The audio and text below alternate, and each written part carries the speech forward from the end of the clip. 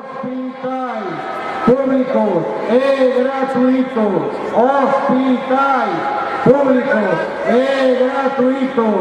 Hospitais públicos e gratuitos.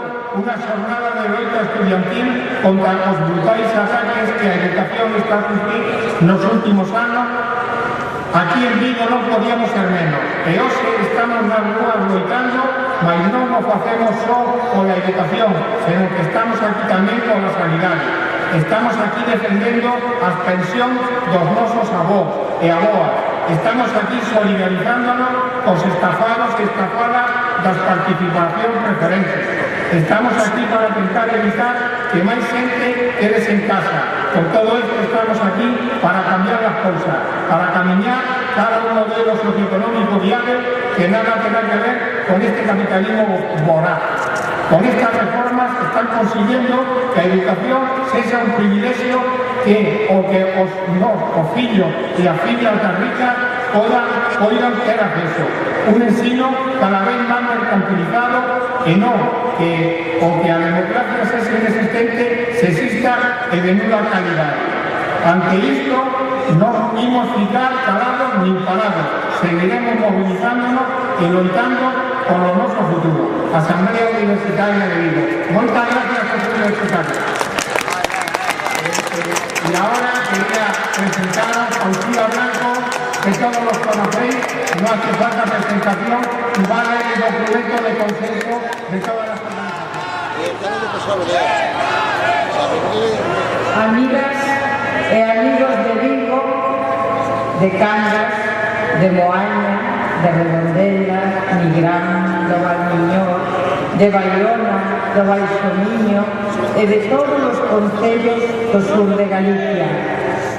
Moitas gracias pola vosa presencia nesta manifestación, neste gran río sonoro e democrático en loita que fai ouvir a súa voz nas rúas de Vigo. Eu son Lucía Blanco e é un placer ser a voz da plataforma dos defensores da sanidade pública e dos seus empregados que tantos anos levan avisándonos da ameaza que hoxe está presente. Escoitadme ben? Gracias. A ameaza que está presente, a desaparición da sanidade pública, da que tan orgullosos estamos con razón e que tanto necesitamos. Gracias tamén ás autoridades que nos acompañan, alcalde, concelleiros e concelleiras de Vigo e dos concellos veciños, así como os deputados e deputadas no Parlamento galego e no español. Gracias tamén ás autoridades ausentes por amosarnos claramente o que defenden. Moitas gracias ás manifestacións que fixemos para amosar o noso desacordo coa desaparición progresiva da sanidade pública. Moitos de nós os fixemos xa, porque coa saúde non se experimenta, coa saúde non se xoga, porque a atención da saúde é un dereito e non permitiremos que acabe sendo unha mercadoría, un negocio a conta dos nosos impostos. As persoas que estamos aquí sabemos que están destruindo o benestar público. Queren rematar coa escola pública dos cativos, garantía dun traballo e dun futuro mellor.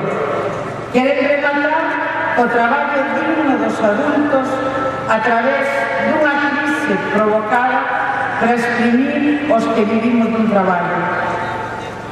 Queren rematar coa tranquilidade dos maiores, ameazando as súas pensións gañadas despois dunha vida de longo traballo. Os que investiron os aforros son preferentemente expoliados. Queren rematar unha boa atención sanitaria que desintegran con incesantes recortes, con listas de espera kilométricas, con calidade menguante, descontento, angurias e dificultades progresivas para recibir a atención. Destrúen todo, o sufrimento non lles importa. Unha vez máis, a poucos días da celebración da Reconquista, o pobo de Vigo e da súa bisbarra amósase unido e solidario, disposto a non deixarse arrebatar os dereitos con tanto esforzo conquistados. Somos hoxe unha fortaleza cívica en marcha. Sí, queren rematar os nosos dereitos, pero tamén queren rematar coa voz libre, coa dignidade, a autoestima e a forza independente e insumisa desta cidade e desta comarca de xente emprendedora e traballadora. Pero non o consentiremos, é un escándalo.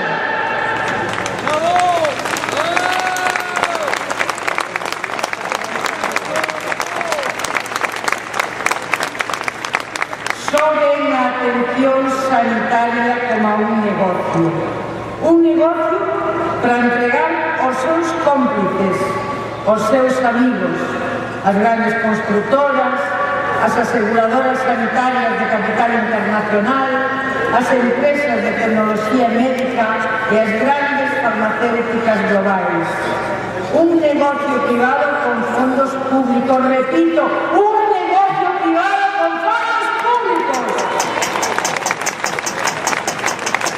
Porque no caso de Vigo, idearon un suculento negocio para a sanidade privada, entregándolle o novo hospital a unha empresa privada.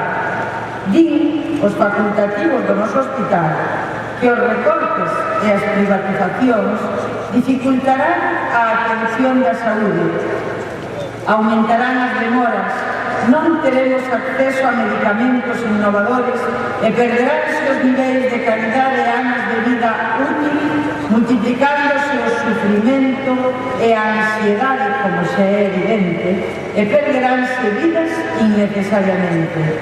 Os profesionais da medicina de Vigo e as persoas usuarias da mesma non o podemos permitir. E nós, como pacientes que somos ou algún día seremos, agradecemoslle e animamos a todos os colectivos profesionais que traballan nos nosos hospitais e centros de saúde para que sigan facendo un esforzo para mellorar a calidade da atención e o bo trato, para aumentar o prestixio da nosa sanidade pública, demostrando que compite en calidade, eficiencia e prestixio ventaxosamente coa privada e para minimizar as dificultades e os atrancos que os recortes nos crean como usuario. En resumo, menten, trafican, ocultan a verdade e regalan á privada o noso tan necesario e longamente desexado novo hospital. Un hospital que Vigo e a súa comarca pagou xa por adelantado.